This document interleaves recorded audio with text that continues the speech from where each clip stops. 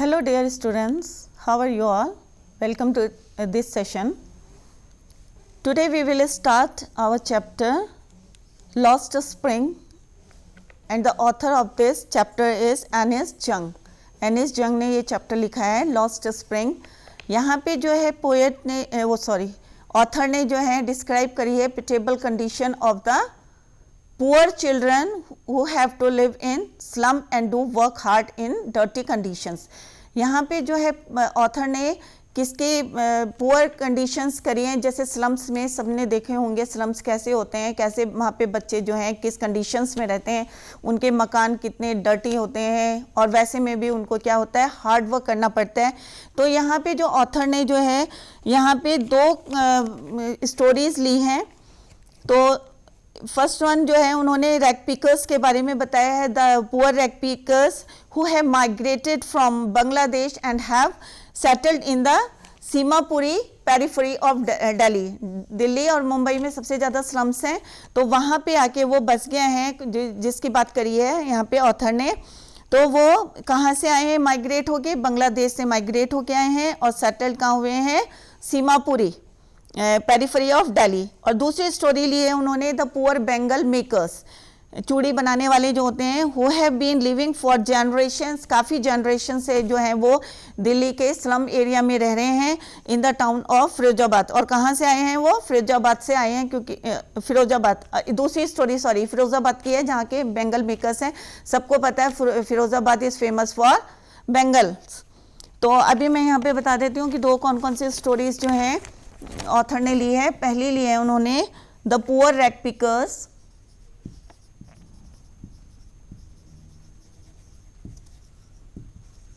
Rag pickers किसको बोलते हैं, कूड़ा जो बिनते हैं उनको बोलते हैं rag pickers.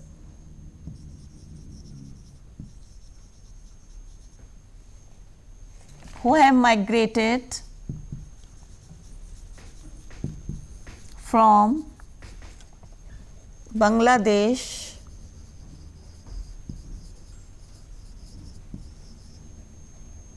and have settled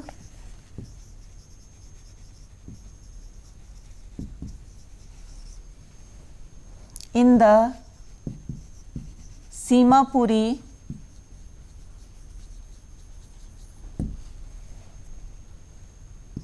periphery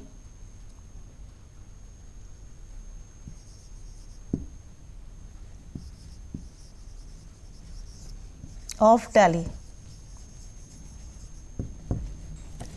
secondly है उन्होंने story the poor Bengal makers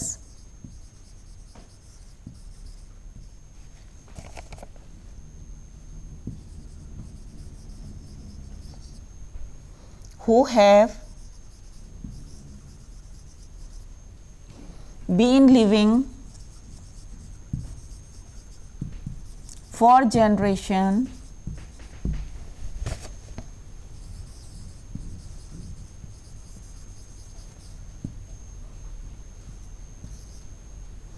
in the town of Firozabad.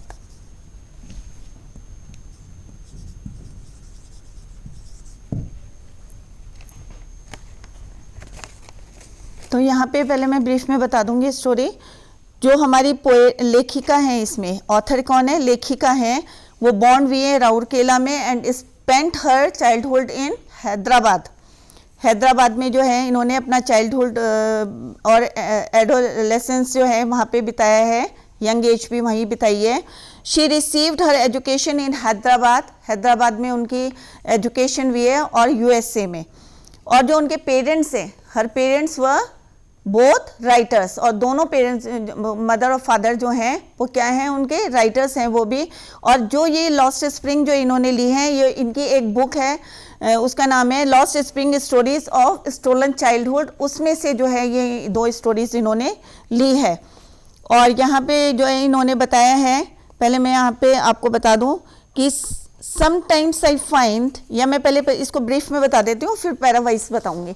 तो ब्रीफ में इसकी स्टोरी ये है कि इन्होंने स्लम्स में रहने वाले जो हैं, एक लड़का है साहिब है जो कूड़ा बिनता है, और वो जब लेखिका जो है निकलती हैं तो वो रोज़ इसको देखती हैं और फिर इनसे पूछती हैं कि तुम, तब वो बताता है कि मेरी मम्मी ने बताया था कि हमारा जो घर था ढाका में था और किस तरह से जो स्टॉर्म्स आया था उसमें जो है स्वेप्ट अवे हो गया था, बह गया था, और जिसकी वजह से जो है हम अच्छे मतलब बेटर लाइवलीहुड के लिए जो है हम दिल्ली में आए थे और यहाँ पे गोल्ड बिनने के लिए। गोल्ड बिनने का मतलब ये नहीं कि गोल्ड बिनना था उनको गार्बेज में से, उनको क्या करना था वहाँ पे कि उस कीमत के, गोल्ड सोने के बराबर कीमत के जो हैं चीज़ें उन्होंने बिननी थी वहाँ से गार्बेज से। तो ये काम जो है उन्होंने करने के लिए वो बेटर लाइफ के लिए जो है जब उनका स्वाइप अप हो गया बाई स्टॉर्म्स तो वो यहाँ पे दिल्ली में आ गए थे और यहाँ पे स्लम्स में रहने लगे थे।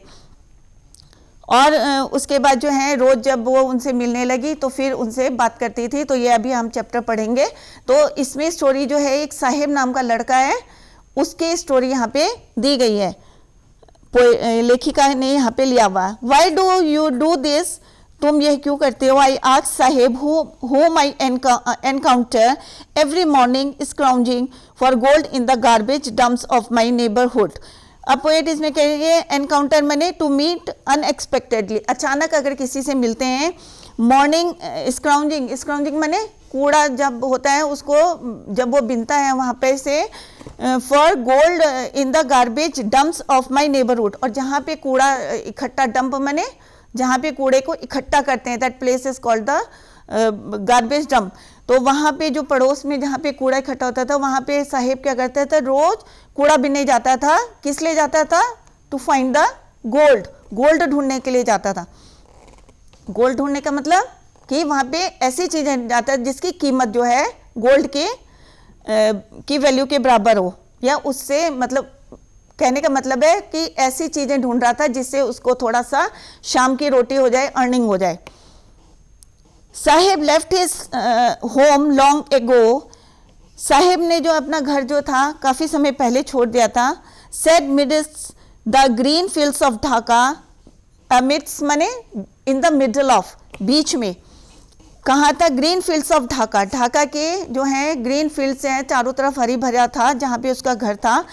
His home is not even a distant memory, मतलब काफ़ी पुरानी बात नहीं थी ये, कि भूलने वाली मतलब भूलने वाली बात नहीं थी, ज़्यादा पुरानी बात नहीं थी। There were many storms that swept away their fields and homes, और जो स्टॉर्म्स आए थे, आंधी तूफान आया था जो आए थे, उसके कारण जो थे उनके घर जो थे स्वेप्ट हो गए थे, बह गए थे।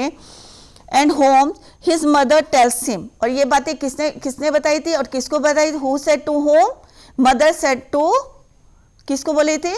अपने बेटे को बोली थी, to her son Saheb, Saheb को बताई थी मदर ने। That is why they left looking for gold in the big city where he now lives, और किस लिए छोड़ा था वहाँ पे?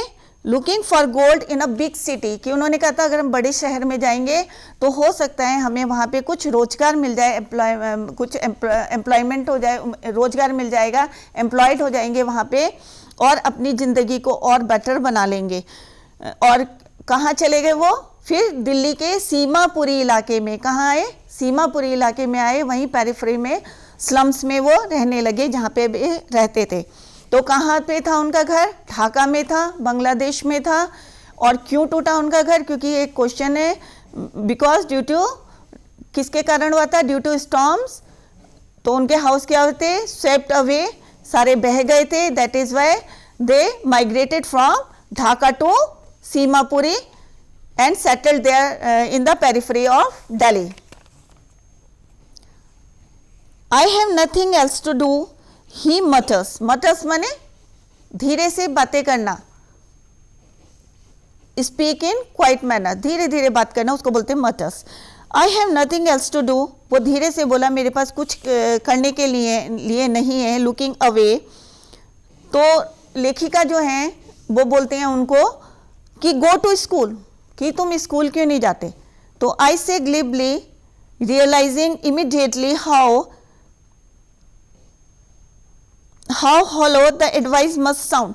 अब क्योंकि लेखिका को भी पता है कि वो स्कूल नहीं जा सकते, क्यों नहीं जा सकते? Because their parents are unable to pay the fees of their education, उनकी पढ़ाई की फीस देने में वो अनेबल हैं क्योंकि वो बहुत ज़्यादा गरीब हैं। उन्हें भी पता है, फिर भी वो उनको उससे ये क्वेश्चन पुट कर रही हैं। रियलाइजिंग इमीडिएटली हाउ हॉलो, मतलब कितना खोखलापन है उनकी बात में। लेखिका को महसूस भी हो रहा है कि जो वो बोल रही हैं वो कितना खोखला है कि मैं इससे बोल रही हूँ गो टू स्कूल, जबकि उन्हें पता है कि they are unable to pay the fee. There is no school in my neighbourhood, when they build one I will go. तो साहिब नाम का जो लड़का है वो बोलता है, जिस लड़के को वो मिली थी मॉर्निंग में, तो वो बोलता है कि हमारे नेबरहुड में, हमारे पड़ोस में क्या है, देयर इज नो स्कूल, कोई स्कूल नहीं है। अगर स्कूल बनेगा, बिल्ड होगा तो मैं स्कूल जाऊंगा, I will go to school, अगर स्कूल बनेगा। तो if I start a school will you come, I ask half joking. अब लेखिका कह रही है क्योंकि एक स्कूल बनाना तो बहुत मुश्किल है क्योंकि काफ़ी टाइम लगता है, तो वो हाफ जोक करके उससे बोलती है, मजाक करके बोलती है, if I start a school will you कम, अगर मैं स्कूल स्टार्ट करूँगी क्या तुम आओगे? तो वो बोलते हैं yes, he sees smiling broadly, और वो खुश होकर वो क्या बोलते हैं, हाँ मैं आऊँगा। ए फ्यू डेज लेटर, थोड़े दिन बाद, I see him running up to me, is your school ready. कुछ दिन बाद फिर जब लेखिका उससे मिलती हैं तो वो दौड़ता हुआ आता है उनके पास और कहता है, क्या कहता है, इज़ योर स्कूल रेडी, क्या तुम्हारा स्कूल तैयार हो गया है? It takes longer to build a school. तो लेखिका क्या बोलती है कि एक स्कूल बनने में क्या लगता है, टाइम लगता है। आई से एम्बेरेस्ड, अब वो थोड़ी सी क्या हो रही थी, शाई भी हो रही थी और अशेम्ड भी हो रही थी। क्यों हो रही थी? क्योंकि इतनी जल्दी स्कूल बन नहीं सकता है, और उन्होंने जो क्या करा था उसके साथ एक हाफ जोक करा था, मजाक करा था, और अब वो क्या कह रही है कि it takes longer to build a school, I see embarrassed at having made a promise, क्योंकि उन्होंने उससे प्रॉमिस किया था कि मैं स्कूल बनाऊंगी, तो वो एम्बेरेस्ड फील कर रही थी, शाई फील कर रही थी। That was not meant, but promises like mine abound in every corner of the bleak world. Bleak world माने होपलेस वर्ल्ड, जो कठोर वर्ल्ड है। ऐसे प्रोमिसेस लोग करते हैं कि हम ये करेंगे, हम वो करेंगे, बट नहीं करते। तो सेम जो प्रॉमिस करी थी, किसने करी थी? लेखिका ने भी करी थी। किससे करी थी? उस लड़के से करी थी जो क्या कर रहा था, गार्बेज बन रहा था। उसके एक तरह से क्या है, भावनाओं को क्या करी उसने, ठेस पहुंचाई थी। और अब जो है वो महसूस भी कर रही थी कि मेरे जैसे जो है कई लोग जो है प्रोमिसेस करते हैं और उनको फिर फुलफिल नहीं करते। तो इस कठोर वर्ल्ड में जो है कई लोग जो हैं इसी तरह के जो हैं प्रोमिसेस करते हैं जैसे मैंने करी है। After months of knowing him, अब काफ़ी महीने से जो है वो किसको जानने लगी थी? उस लड़के को जानने लगी थी। कौन? लेखिका, ऑथर एनिस जंग। तो I asked him his name, अब जब काफ़ी टाइम हो गया, अभी तक उन्होंने नाम नहीं पूछा था, ऐसे ही जान पहचान थी। तो मैंने आपको पहले बता दिया साहेब था नाम, तो उन्होंने उससे पूछा कि तुम्हारा नाम क्या? I asked him his name, तो उसने क्या बोला? साहेब आलम। क्या नाम था? साहेब आलम। अभी ध्यान से सुनना क्योंकि एक क्वेश्चन है, एग्जाम में आता है, it is a very important question. तो क्या नाम बताया था? Saheb Alam. He announces, he does not know what it means, उसे उसका मीनिंग नहीं पता था कि साहेब आलम का मतलब क्या होता है। If he new his meaning, अगर उसको इसका मतलब पता होता है तो मतलब क्या होता है इसका? Lord of the universe. Saheb Alam का मतलब क्या है? मीन्स इसका मीनिंग क्या है? साहेब आलम का लॉर्ड ऑफ यूनिवर्स, ठीक है। He would have a hard time believing it, और अगर उसको इसका मीनिंग पता होता, Lord of universe, the meaning of the name of his, name of his, क्या नाम था? साहेब आलम। साहेब आलम जो नाम था उसका मीनिंग क्या था? Lord of universe. What is the meaning? Lord of universe. तो अगर उसको, ऑथर क्या बोल रहे, अगर उसको इसका मीनिंग पता होता तो उसको विश्वास करने में बहुत मुश्किल होता कि उसका मतलब क्या है? संसार का स्वामी, कि मेरा जो नाम है उसका मतलब क्या है? संसार का स्वामी, लॉर्ड ऑफ यूनिवर्स। तो उसको इसको विश्वास करना जो है बहुत मुश्किल हो जाता, और वो जो है he would have a hard time believing it, बहुत समय लगता है उसको बिलीव करने में. Unaware of what has name represents he roams the streets, roams माने वेंडरिंग करना, घूमना.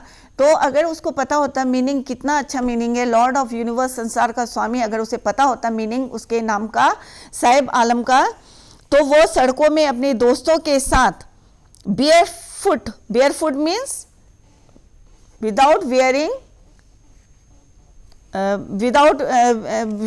wearing anything on the feet, पैरों पे कुछ भी नहीं पहनना, bare feet, नंगे पैर, जिसको हिंदी में क्या बोलते हैं, नंगे पैर, bare feet, without wearing anything on the feet. तो बिना कुछ पहने हुए नंगे पैर वो सड़कों पे नहीं घूमता.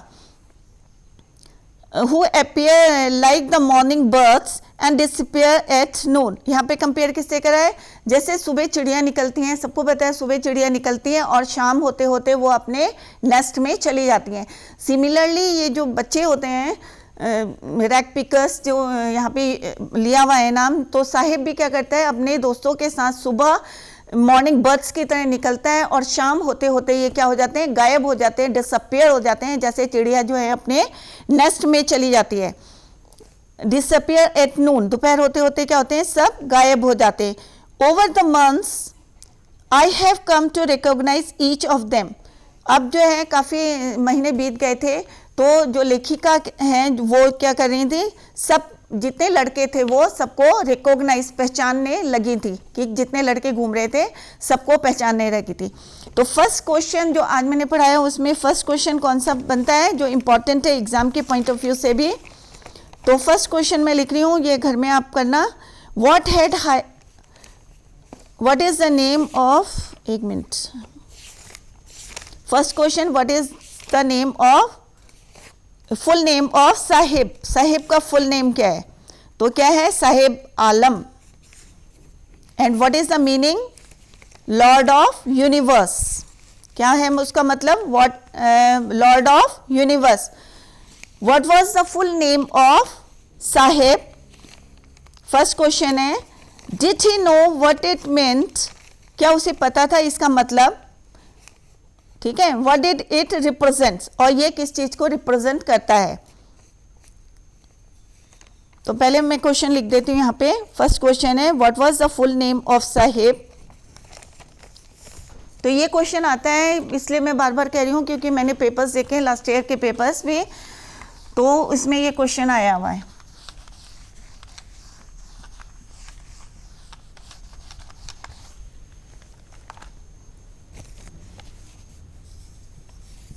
The first question, what was the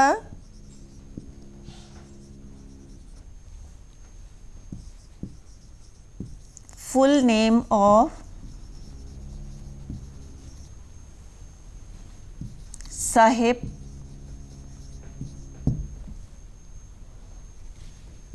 did he know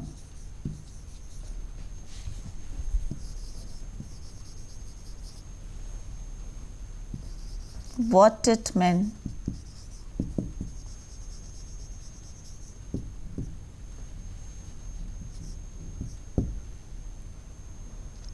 What did it represent?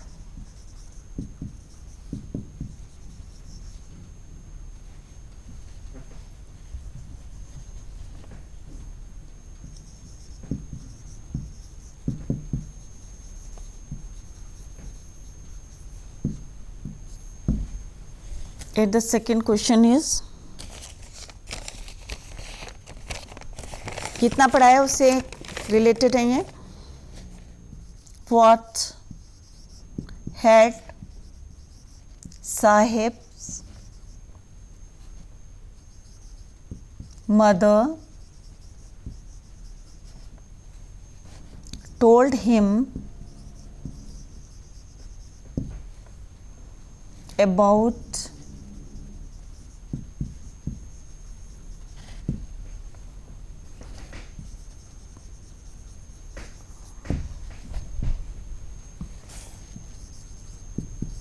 to the big city.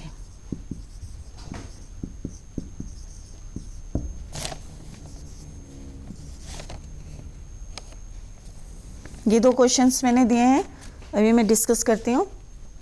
अगर नहीं समझ में आएगा तो फिर लिखवाएंगे। तो फर्स्ट क्वेश्चन का आंसर है the full name of Sahib is Sahib e Alam. इसको ऐसे लिखते हैं, फर्स्ट क्वेश्चन का Sahib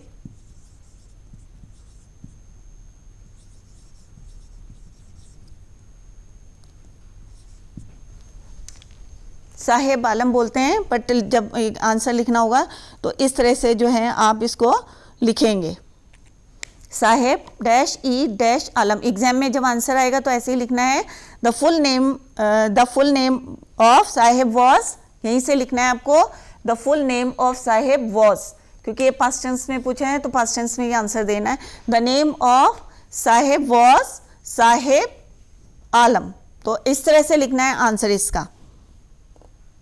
did he know what it meant, उसको नहीं पता था तो इसका आंसर होगा no, he did not know the meaning of it. Next is what did it represents, क्या रिप्रेजेंट करता है, it represents lord of universe. क्या रिप्रेजेंट करता है, it means the lord of the universe, उसका मतलब क्या है, संसार का स्वामी। तो ये आंसर्स जो हैं अपने आप कर लेना। It means the Lord of the universe, but Sahib did not know the meaning of his name. उसको अपने नाम का मतलब नहीं पता था, तो इसका आंसर क्या, पहले वाले का बता दिया। दूसरे वाले का क्या है, नहीं पता था उसको, he did not know the meaning of his name.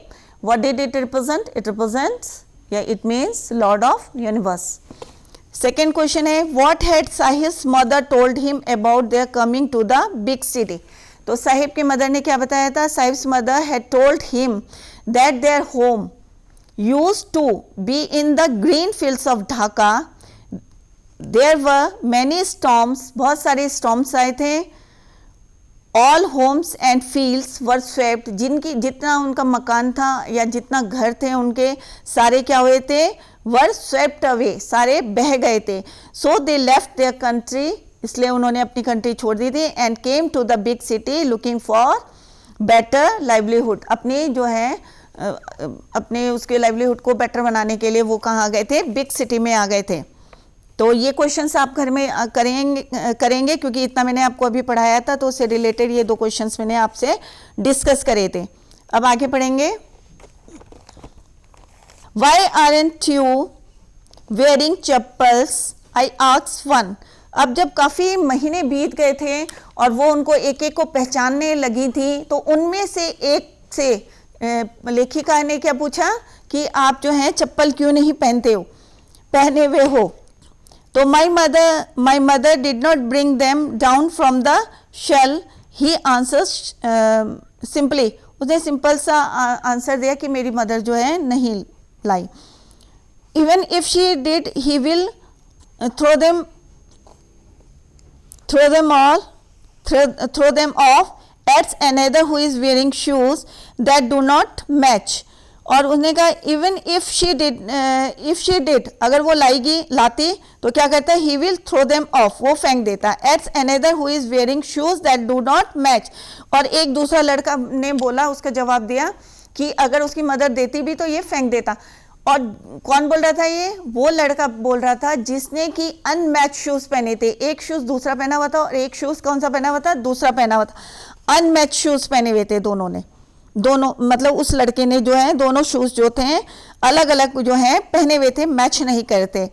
When I comment on it he shuffles his feet and says nothing, और उसने जब जैसे लेखिका ने जो है उससे पूछा तो उसने क्या करा, he shuffles his feet and says nothing, और उसने अपने उसको शफल्स करा और कुछ नहीं बोला। आई वॉन्ट शूज़, मुझे शूज़ चाहिए। सेज अ थर्ड बॉय, एक तीसरे लड़के ने बोला, एक ने पहने हुए नहीं थे, एक ने अनमैच पहने हुए थे, और तीसरा लड़का क्या बोलता है, I want shoes. Says A third boy who has never owned a pair all his wife, और एक तीसरा लड़का क्या बोलता है, उनमें से जो रैक पिकर्स थे उनमें से एक लड़का बोलता है, एक ने तो अनमैच पहने थे, एक जो था बेयर फीट था, कोई चप्पल नहीं पहने हुए थे, और थर्ड लड़का बोलता है कि मेरे को जूते चाहिए क्योंकि मैंने आज तक अपनी ज़िंदगी में कोई भी शूज़ नहीं खरीदे। लेखिका को क्या बोलते हैं वो, जब लेखिका उनसे पूछती है कि आपने चप्पल क्यों नहीं पहनी है, तो उसमें से एक अनमैच करे हुए हैं, एक थर्ड लड़का जो क्या पूछता है कि मेरे को शूज़ चाहिए हैं, और क्योंकि मैंने आज तक अपनी ज़िंदगी में कोई भी शूज़ नहीं खरीदे हैं। She is a third boy who has never owned a pair all his life. तो यहाँ पे हैं, आज हम यहीं पे इसको फिनिश करते हैं, यहीं पे एंड करते हैं चैप्टर को। आगे इसको we will continue it tomorrow. तो आप जो हैं ये 2 क्वेश्चंस जो मैंने अभी डिस्कस करे हैं इसको घर में जाके करें, और आंसर जो है बहुत इजी है। शायद आपको लर्न भी हो गया होगा कि साहेब का नाम क्या था, जो लड़का जो मेन इसमें रोल कर रहा है साहेब है, जिसको लेखिका फर्स्ट टाइम मिली थी। उन्होंने उससे क्या पूछा था, उसका नाम पूछा था, तो उन्होंने क्या बताया था, अपना नाम साहेब आलम बताया था, और उसको क्या था, ही did not know the meaning of his name, और उसे अपने नाम का मीनिंग नहीं पता था, और अगर उसको पता होता भी तो it is hard for him to believe it, और उसको बहुत बिलीव करने में भी मुश्किल आती कि उसके नाम का मतलब क्या है, लॉर्ड ऑफ यूनिवर्स, और वो जो है सड़कों में नहीं घूमता।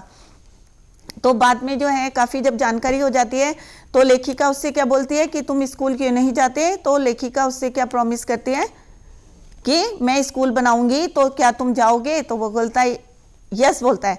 तो काफ़ी टाइम बाद जो है वो फिर से उससे दौड़ा आता है, लेखिका के पास आता है और बोलता है कि आपका स्कूल बन गया है। तो वो क्या होती है, बहुत अशेम्ड फील करती है कि मैंने ऐसी प्रॉमिस करी है जो कि पूरी करनी बहुत मुश्किल है, और वो इसलिए भी अशेम्ड है कि इस तरह की प्रॉमिसेस जो हैं कई लोग जो हैं करते हैं, और उसे इस बात का दुख था क्योंकि उसने किससे करी है प्रॉमिस, उन बच्चों से करी हैं जिनके पेरेंट्स जो हैं बहुत ज़्यादा गरीब हैं, दे are unable to pay the fees for their education. उन बच्चों से उन्होंने प्रॉमिस करी है जिनकी इच्छा है स्कूल जाने की, but they are unable to go to schools. तो इस तरह से यहाँ पे ये मैंने यहाँ पे इसको आपको पढ़ाया है, आगे इसी को कल कंटिन्यू करेंगे।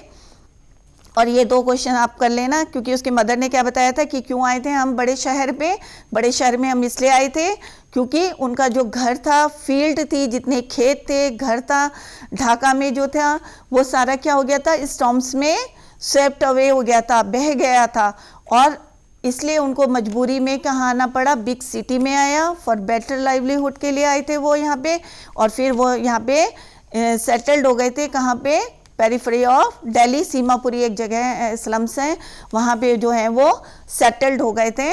और कल इसको कंटिन्यू करेंगे, और अगर आपको इसको दोबारा देखना है तो आप जो है डीडी उत्तराखंड के यूट्यूब चैनल में इसको देख सकते हैं। और जो बच्चे नहीं देख रहे हैं उनको भी बोलो कि इस चैनल को ज़्यादा से ज़्यादा बच्चे देखें, और क्योंकि आपका 12th क्लास है तो आपको जो है वॉच करना चाहिए, इसको देखना चाहिए, और जितना पढ़ा है उसको घर में जाके रिवाइज करें, और जो क्वेश्चंस दिए हैं उसको करें, सेपरेट कॉपी में करें। तो thank you, see you in next lecture, thank you.